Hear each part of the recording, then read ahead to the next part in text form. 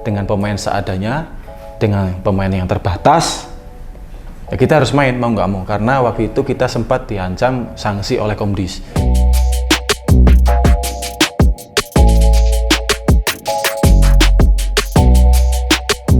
Nama saya Muhammad Ridho, lahir Pekalongan 21 Agustus 91, dan saya sekarang berusia 30 tahun berjalan.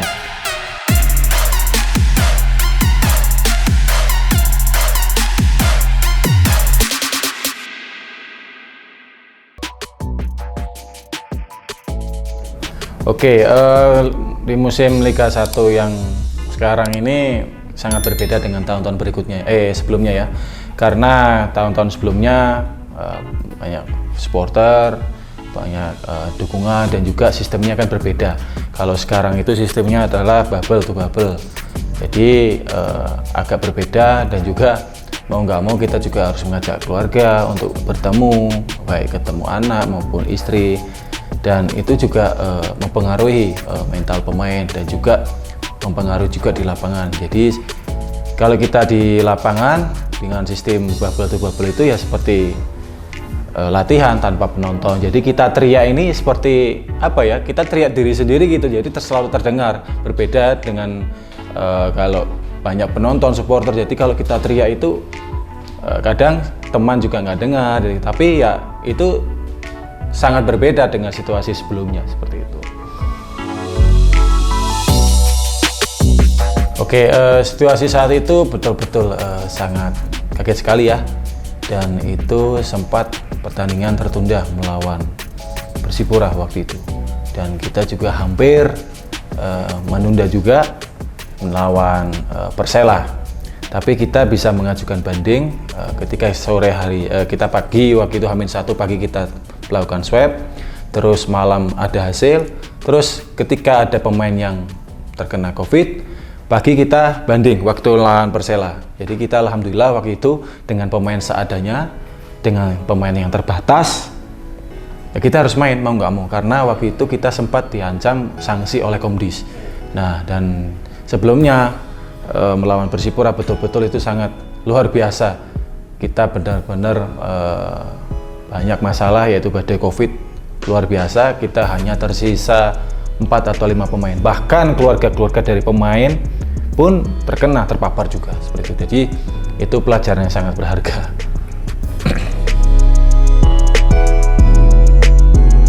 Ya, kalau saya sih sebenarnya ikut senang dengan hadirnya para kiper-kiper muda.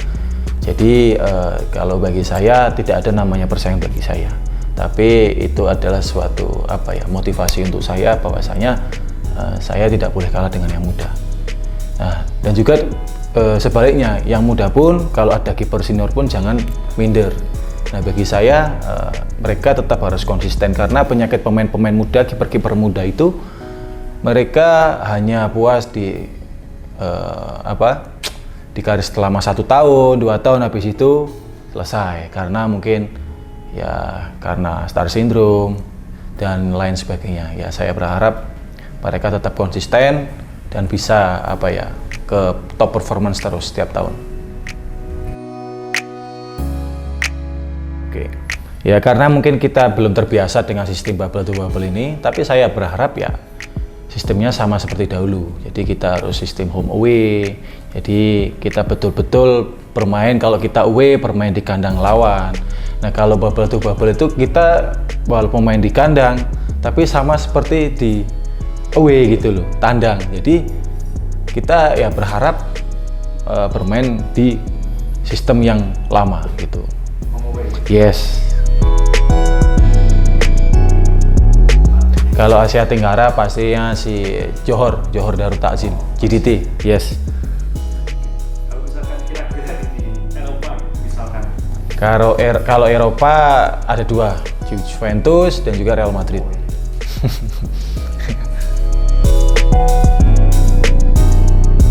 Ya, tergantung persiapan dari mereka, keseriusan mereka merekrut pemain, keseriusan mereka untuk target apa sih yang akan mereka capai targetnya.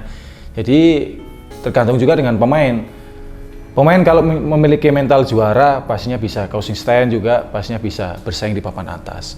Dan saya rasa 5 klub tersebut pastinya bisa bersaing selalu. Dan jangan salah, kita punya Persis Solo nantinya. Ada Dewa dan juga Rans, mereka juga pasti mempunyai tekad yang besar untuk bersaing di Liga 1 musim depan.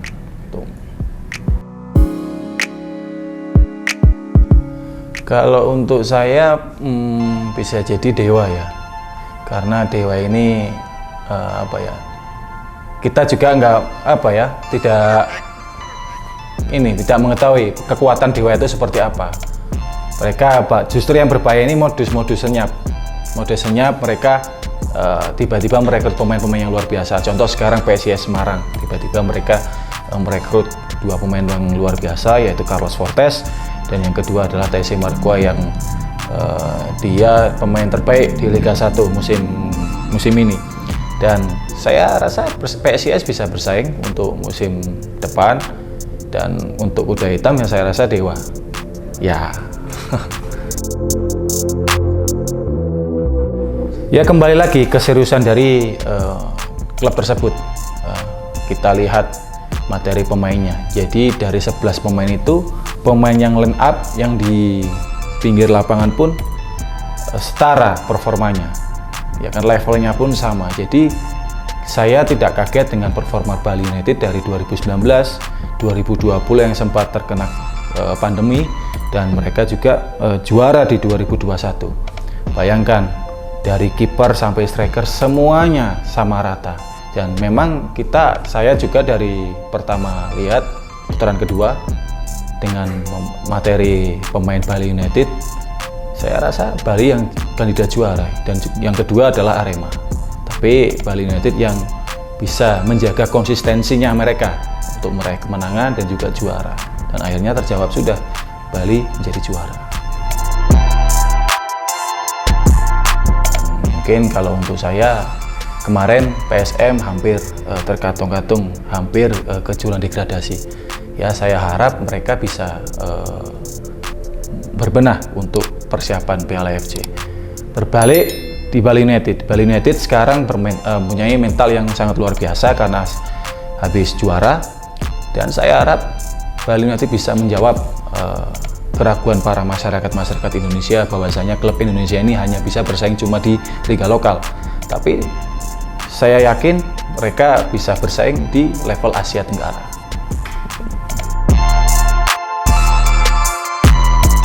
Banyaknya kiper ini awet ya, banyak yang usia 35 ke atas, bahkan sampai 40 tahun. Ya, saya harap bisa menjaga kebugaran, istirahat, makan, semuanya. Jadi saya berharap bisa sampai ke 40 lah, 40 lebih ya. 42.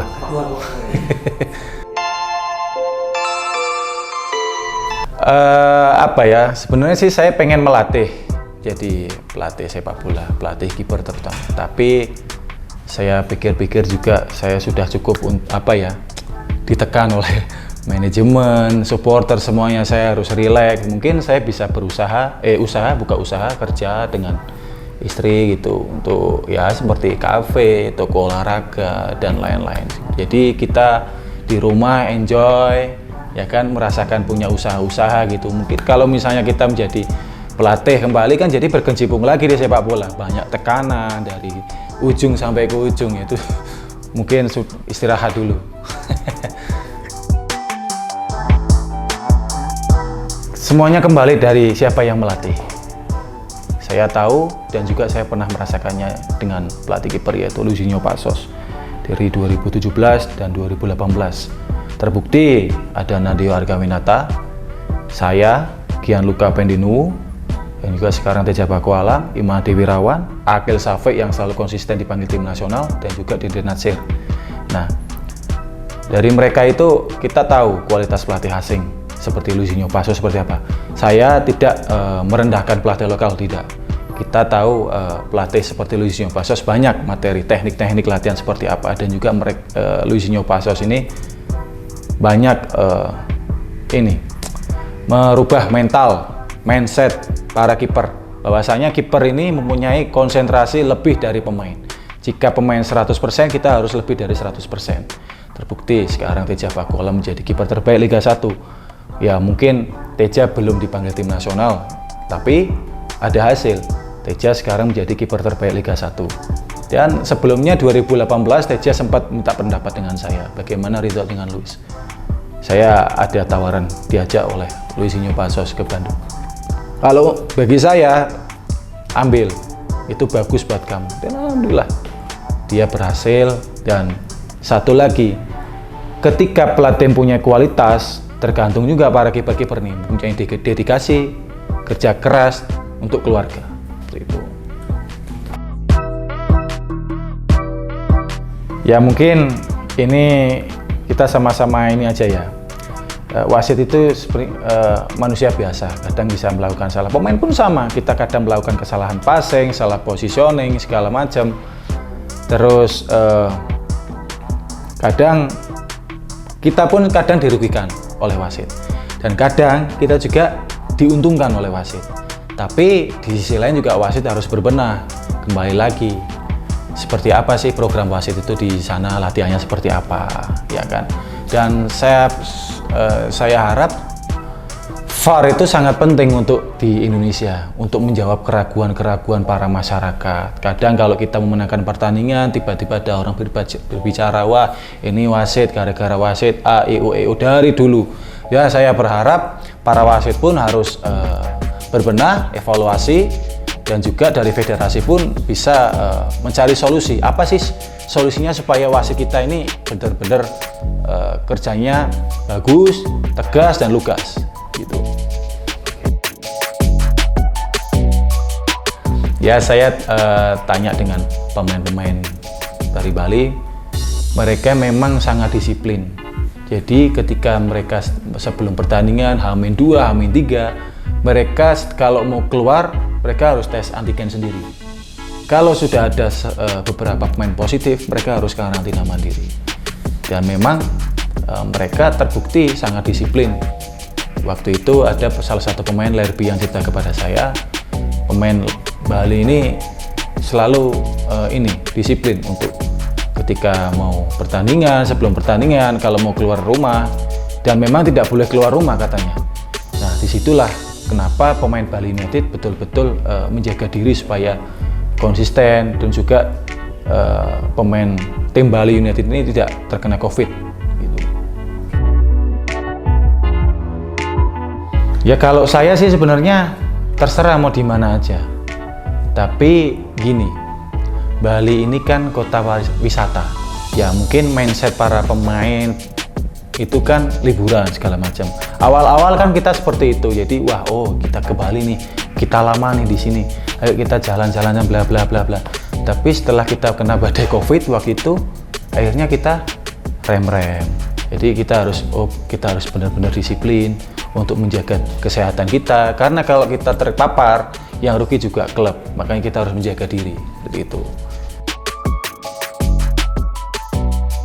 Ya itu jangan sampai terulang ya. Karena itu sangat penting, beban untuk pemain-pemain Persela. Ketika para pemain dinyatakan negatif, tiba-tiba setengah jam kemudian dinyatakan positif. Pastinya para mental pemain juga terganggu. Dan ini juga harus teguran untuk federasi dan juga untuk tim-tim medis. Bahwasanya jangan sampai terjadi seperti ini. Ini miskomunikasi, miskomunikasi, tapi jangan terlalu fatal. Ini sangat fatal.